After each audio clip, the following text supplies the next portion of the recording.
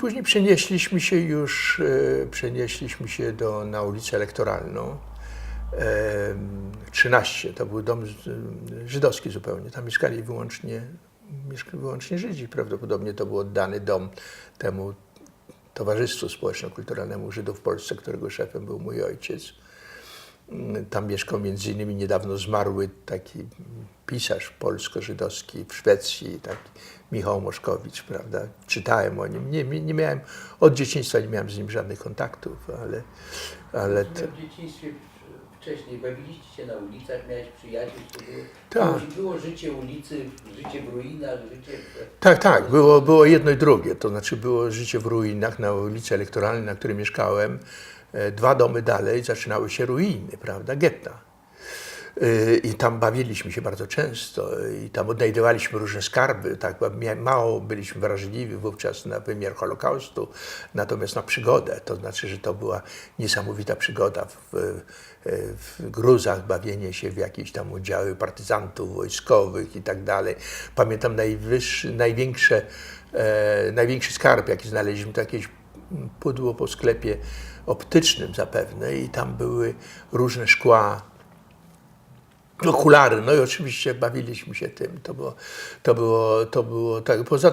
Poza tym miałem tam przyjaciół bliskich, najbliższy przyjaciel mojego dzieciństwa, on jest profesorem medycyny. Nie mam z nim kontaktu, z mojej winy też, nie ulega wątpliwości.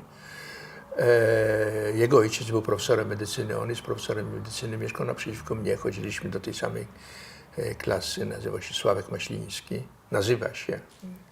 Nie przypuszczam, żeby zmarł. Parę lat temu spotkałem go, nie przypadkiem. To grupa przyjaciół moich ze szkoły zadzwonili do mnie, czy bym się do nich dołączył, czy żeby się spotkać. Zgodziłem się, to było jedyne spotkanie, jakie miałem. Nie poznałem żadnego z nich. Ale później po głosie, no ale po pół wieku to było spotkanie. Po głosie poznawałem, po różnych rzeczach drobnych, prawda. W każdym razie on był moim bardzo bliskim przyjacielem, taki właściwie stosunek taki miłosny był, tak powiem, mój do niego. On zresztą w ogóle był bardzo popularny, był bardzo delikatny, taki szczupły, drobny.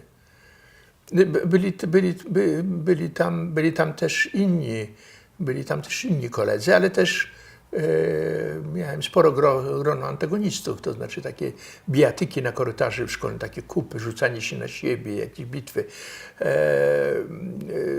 To była rzecz bardzo częsta i też pamiętam, że takie incydenty antysemickie były. No nie tak, że to były codzienne sprawy, ale one były. Pamiętam szczególnie bolesne ze strony jednego z moich przyjaciół, któremu na pewno dokuczyłem. Ja nie byłem łatwym dzieckiem, ale który po prostu, jak tak powiem, bluznął na mnie, posługując się tą.